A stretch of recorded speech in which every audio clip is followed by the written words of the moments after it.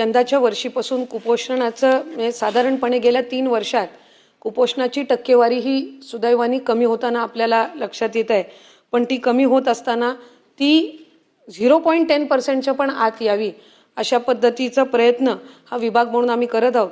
त्यामुळे ज्या जिल्ह्यांचा उल्लेख आपण केला त्याच्यामध्ये विशेष मोहीम राबवून आम्ही 11 जिल्हे त्याच्यामध्ये आम्ही पायलट प्रोजेक्ट करून कुपोषणाचं प्रमाण अधिकाधिक कमी करण्याच्या दृष्टिकोनातून यंदाच्या वर्षीपासून आम्ही तो एक उपक्रम हाती घेतलेला आहे।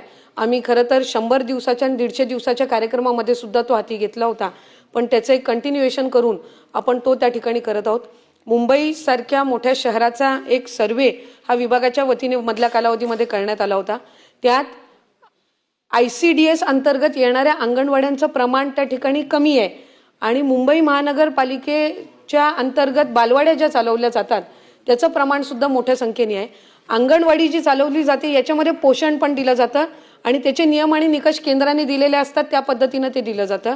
BMCच्या वतीने ज्या बालवाड्या चालवल्या जातात त्यांचे नियम आणि निकष कारण ते त्यांच्या निधीतून असतं, त्यामुळे ते त्यांच्याकडून दिलं जात असतं। पण आम्ही याच्यामध्ये एक गॅप मॅपिंग करतोय, म्हणजे गॅप मॅपिंगमध्ये किती स्लम एरियातली बालकं ही आपल्याकडून सुटतायत, म्हणजे किती पोषणापासून वंचितच राहतायत, ही या संदर्भातलं आपण त्या ठिकाणी सर्वे हा प्राथमिक स्वरूपातला आमच्याकडे आलेला आहे। त्यामध्ये आम्ही राज्याचे उपमुख्यमंत्री नगरविकास खातं सुद्धा त्यांच्याकडे आहे, एकनाथ शिंदे साहेबांकडे, त्यांना सुद्धा आम्ही त्या संदर्भातली एक बैठकीची विनंती आम्ही केलेली आहे, जेणेकरून त्याच्यामध्ये BMC, ICDS हे आणि नगरविकास विभाग हे त्या ठिकाणी एकत्रितपणाने काम करू शकेल। म्हणजे फक्त कुपोषणच नाही तर ओबेसिटीचं प्रमाण हे शहरामध्ये बालकांमध्ये जे आहे ते सुद्धा त्या निमित्ताने आपल्याला कमी करता येईल।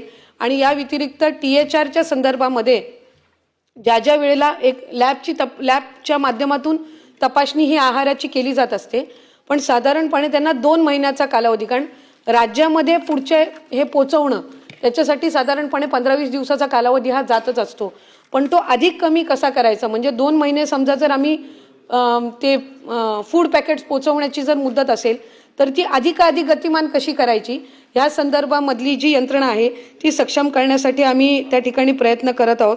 आणि या व्यतिरिक्त UCDC जे आहे अर्बन मालन्यूट्रिशनच्या संदर्भामध्ये गेल्या वर्षीपासूनच आपण तो उपक्रम सुरू केला आहे आणि त्याच्यामध्ये शहरातल्या ज्या अंगणवाड्या आहेत त्याच्यामध्ये जसं आपलं ICDS ग्रामीण भागामध्ये असतं तसं UCDC हे आपलं शहरी भागामध्ये अधिकाधिक आपण टार्गेट करून इथं सुद्धा कुपोषणाचं प्रमाण हे कमी करण्याच्या दृष्टिकोनातून मुंबई असेल, पुणे असतील किंवा हे मोठे जी महानगरपालिकेची क्षेत्र आहेत त्याच्यामध्ये आपण काम करत आहोत।